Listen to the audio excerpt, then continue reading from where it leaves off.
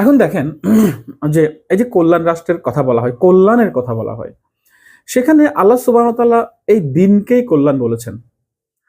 আমরা যে কল্যাণের কথা বলছি, যে কল্যাণ রাষ্ট্রের কথা বলছি, এই কল্যাণটা যদি আমি বর্তমান বিচার ব্যবস্থা, আইন ব্যবস্থা প্রয়োগ করতে যাই, আমাদের সাংবিধানিক অধিকার হিসেবে কিন্তু ওই কল্যাণগুলোকে স্বীকার করা হয় নাই। ইসলাম যেগুলোকে মৌলিক অধিকার বলেছে, যে অন্য বস্ত্র বাসস্থান, আমাদের সংবিধানে কিন্তু অন্য বস্ত্র বাসস্থানকে কিন্তু মৌলিক অধিকারের লিস্টেই রাখা হয়নি।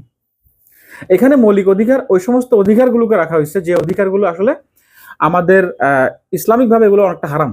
যেমন বাক স্বাধীনতার কথা বলি, আমরা বাক স্বাধীনতা তো আমি যা খুশি তা বলতে পারবো না, ইসলামিক ভাবে হারাম। আমি যে কোনো সম্পত্তি আমি আমার সামর্থ্য থাকলে আমি হাসিল করতে পারবো না, কারণ সম্পত্তির কতগুলো ক্যাটাগরি আছে। আমি হচ্ছে কি যে কোনো ইলিগেল সমাবেশ আমি করতে পারবো না। সমাবেশের যে স্বাধীনতার কথা বলা হয় আর কি, আমার নির্দিষ্ট একটা সরই উদ্দেশ্য থাকতে হবে, মানে জায়েজ কোনো উদ্দেশ্য ছাড়া আমি কোনো ধরনের ক্যাওস সৃষ্টি করতে পারবো না। ঠিক আছে? তো তারপর হচ্ছে পেশা বা বৃত্তির স্বাধীনতা, যেটা আমাদের সংবিধান স্বীকৃত।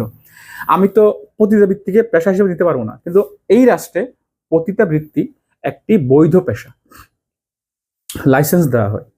আমি তো যা খুশি তা খেতে পারবো না, যেমন ধরো আমি মদ খেতে পারবো না, কারণ প্রকাশ্যে খেতে পারবো না। আমি গোপনে খেলে যদি কেউ না দেখে সেক্ষেত্রে কোনো সমস্যা নেই, কারণ ইসলাম গোয়েন্দাগিরি করে না কারো প্রতি। কিন্তু প্রকাশ্যে কুফর আমি করতে পারবো না, ইসলাম রাষ্ট্র আমাকে ওই অনুমতিটা দিবে না।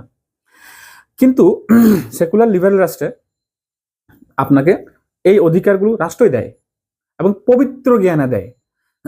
তাইলে যে এই যে কল্যাণ রাষ্ট্র, আহ ইনসাফ, এই শব্দগুলোর কোনো অর্থই নেই ইসলামিক বিচারে, যদি না এর কোনো আদর্শিক ভিত্তি থাকে।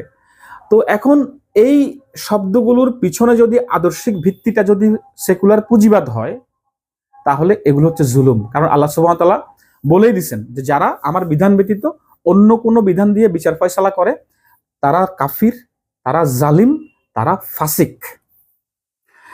আবার এই রাষ্ট্র, এই গণতান্ত্রিক রাষ্ট্র, যেটা হচ্ছে কি আপনার অধিক মানুষের সম্মতিতে কোনো আইন পাশ করে এবং পরিবর্তন করে, ওই অধিকার আল্লাহ সুবহানাহু ওয়া তাআলা আমাদেরকে দেয় না, ইসলাম আমাদেরকে দেয় না। ইসলাম হচ্ছে ফিক্সড। এখন সারা পৃথিবী যদি একজন মানুষ এটা না মানে, তবু ওই আইনটাই প্রয়োগ করতে হবে শাসককে।